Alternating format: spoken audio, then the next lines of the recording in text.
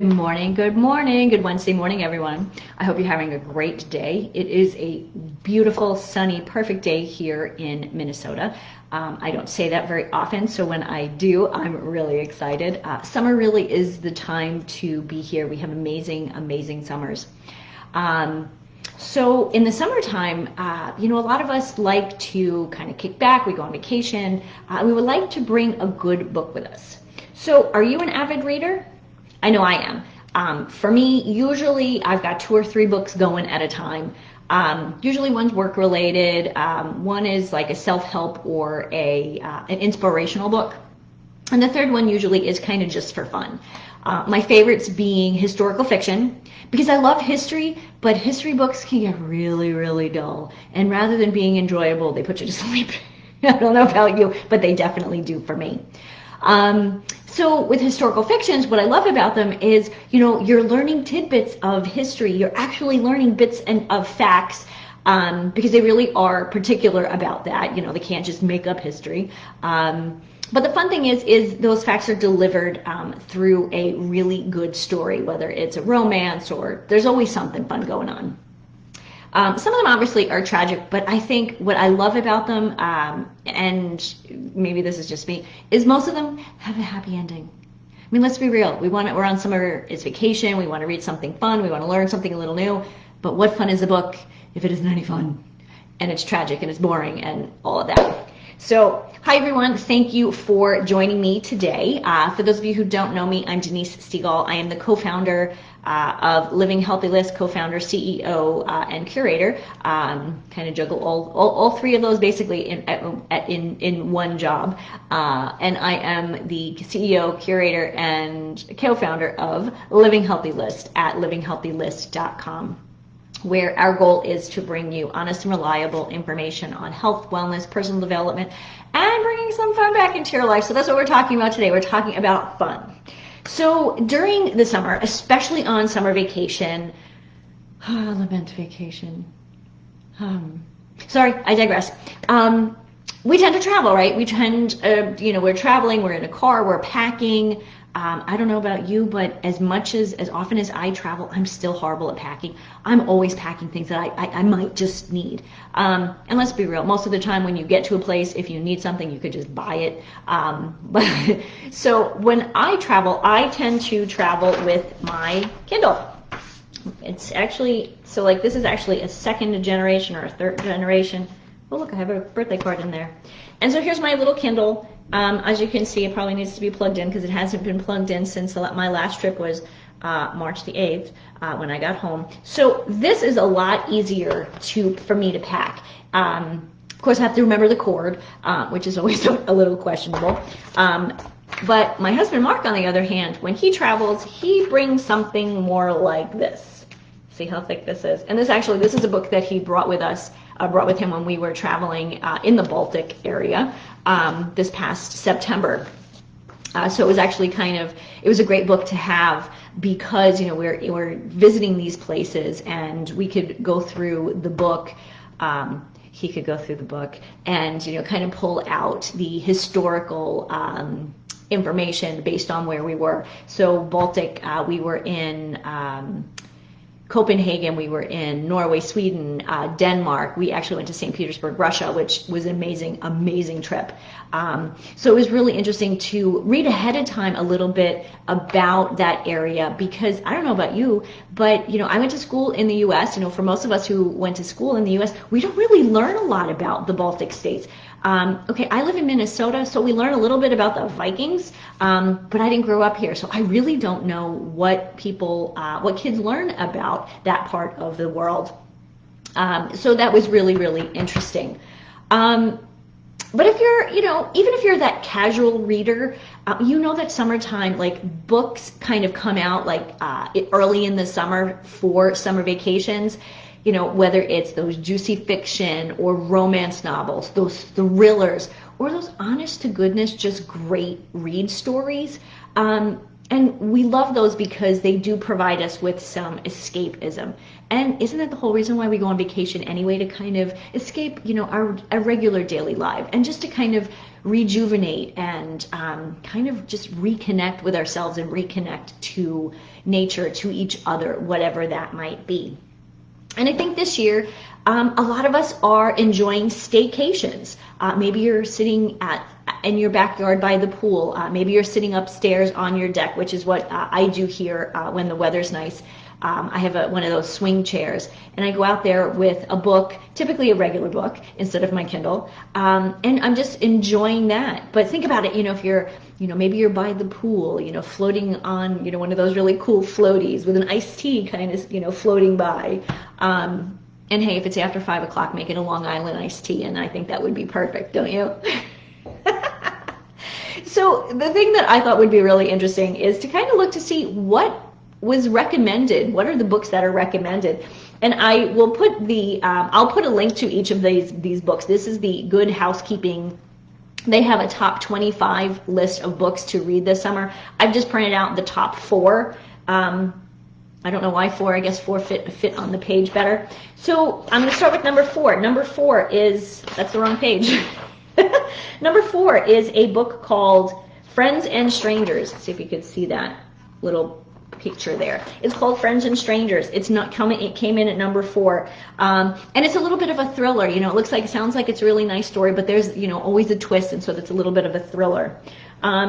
This next one, number 3. There's the little picture of the book. This one's by Ellen Hildebrand, and this is a really great. Fun story, because there's something, family stories, family sagas are always interesting. On this lady's dying wish, she gives her daughter something, and all of a sudden it's like, okay, what does this mean? Life changes because of this secret. So those are always fun. We always love those. So, kind of family saga, but also a bit of a mystery. This one I found interesting. This one's called, and this came in at number 2. This one's called Rodham, a novel.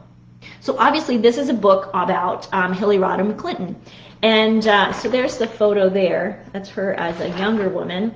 And whatever you think, politics and policy aside, this is a woman she's a strong woman, she's a powerful woman, she's done a lot in her life, and it would behoove a lot of us to understand how women can really progress and move forward, and be at the table where it happens, in the room where it happens. Sorry, I just watched Hamilton again the other night, which you haven't seen it really is fabulous.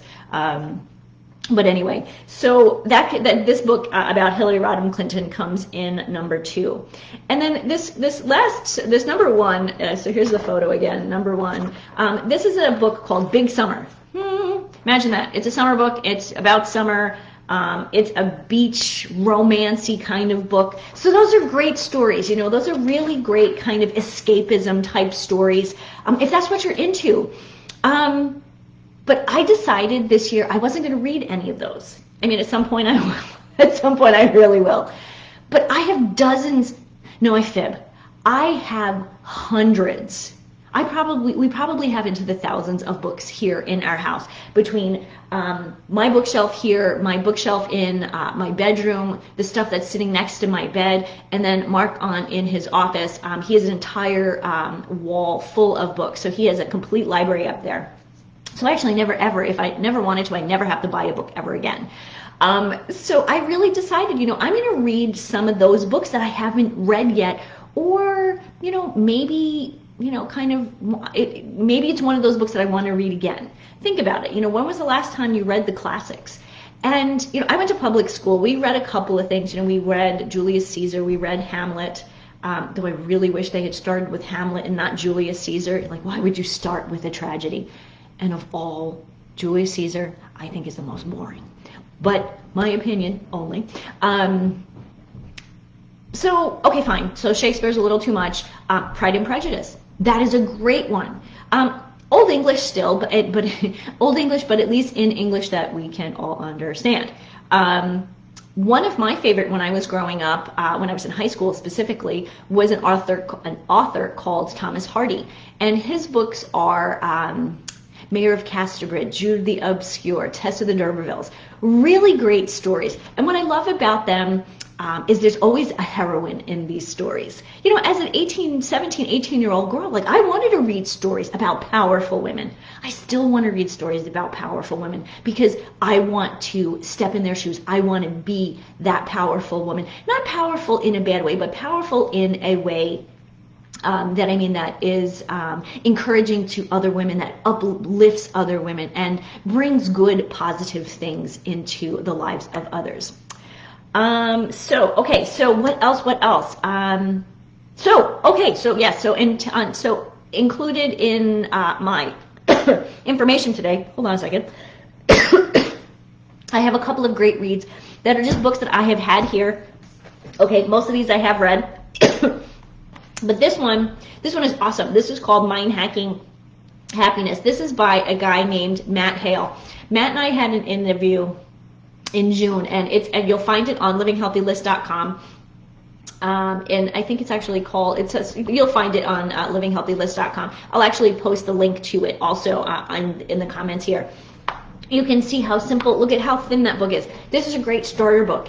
It's a great self-help, kind of want to learn something new. This is a great book. And Matt is hysterical.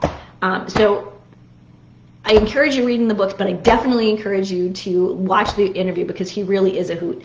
And you can also follow him on LinkedIn and all that stuff. So ladies, if you're approaching 50, and by approaching, I mean you could be 37 years old or 38 years old. Guess what? If you haven't passed it, you're approaching. But you're finding that, body is changing. Things are not quite the way they used to be. But seriously, if you are approaching 50, I've got a great book for you. And this is by a gal who I have been following for years, who I've interviewed a couple of times, and who I really just think is an amazing woman. Her name is Deborah Atkinson. And this one's called You Still Got It, Girl. And this is a great book for, she talks about, eating and exercising. This one is particularly over 50, but if you're approaching 50, this is a book that you need to pick up now. So this is a great book. In conjunction with that one, I thought this is a really good one to read either along with, in conjunction with, or kind of just after, is this one's by Dr. Maritza Schneider, and it's called The Essential Oils. A lot of us are trying to do more naturally, less of the synthetic hormones, and with essential oils, this is much more natural. But how to, kind of balance your hormones naturally with essential oils. So these two books really are amazing. They give you practical information that you can use starting today. Wait a minute. That's exactly what we do at Living Healthy List. We want to make sure that we're giving you good, honest, reliable, practical information that you can literally take from the minute you read the book, the minute you read the blog post, or whatever it is that you see on Living Healthy List, whether it is an interview or a video, that you can take that information right away and use it. So let's see, what else do I suggest reading-wise? And as I mentioned earlier, I'm an avid reader. I'm forever have my nose in a book. If you ask my mom, she'll tell you from the time I was a kid, I even remember getting in trouble with my grandmother because I was reading all the time. Kind of crazy, right? But it is what it is. How about the next time you go to the supermarket why don't you go and peruse the magazine aisle? Not the magazines that are at the checkout. That's different. Those don't count. But there actually is, in the supermarkets, they actually have a magazine aisle. So I've got a couple of that. This one I actually get at home. This one's food and wine. And there's always something in here, whether it's a recipe or a wine, a winery that I might be interested in, specifically if that winery is organic, biodynamic, because I truly believe that, well, one, I love wine, but I truly believe that if you're going to drink wine, that you really need to know what's in the wine that you're drinking, and the organic and the biodynamic companies really are the better ones. Specifically, the company that I work with is called Scout and Cellar, and they provide clean crafted wines, which again, organic, biodynamic, all of the things that you want in wine, like grapes and nothing that you don't. So essentially wind the way nature intended. A couple of other things I picked up at the supermarket. Real Leaders. Everybody knows this guy. That's Tony Robbins. He seems to be everywhere. Maybe because the man is like 10 foot tall. This was an interesting one for me. Dr. Oz, who a lot of times I don't agree with because I think he just comes up with some things that are just totally bizarre in my opinion. But this is a great one about natural fixes. And they're just really simple home remedies, stuff that you have in your house that actually, as I read through it, I agreed with all of them. And then, of course, I'm an entrepreneur, so I picked up Entrepreneur Magazine. You never know what you're going to learn from these, so I would say, pick them up, peruse them, check them out, learn something new. We want to learn, we want to be continually learning, but we don't want it to be like going back to school and having textbooks. So just some of these articles are amazing, like short articles, couple of pages, and you can learn so much from them. So what else? The last book I have for you is a journal. This is actually my new journal. Oops, I have some information in my journal. And I just started this, let's see. Whoops, I just started this. You can see like just the first few pages as I'm dropping this. I just have the first few pages filled. And this one's a little bit more for my business. This helps me move my business forward. But journaling is really great. It can do so many things for you. It can take you to far, far away places. And not ones that you're necessarily reading about, but ones that you are creating yourself. Which is better than any story or fairy tale. What I love about journaling is, it can start as something really simple, a gratitude journal. I'm grateful for my friends and family. I'm grateful for this. But the fun thing about it is a journal can mean just about anything. Maybe you need some help. Maybe you need some prompts. You can find a million of them online.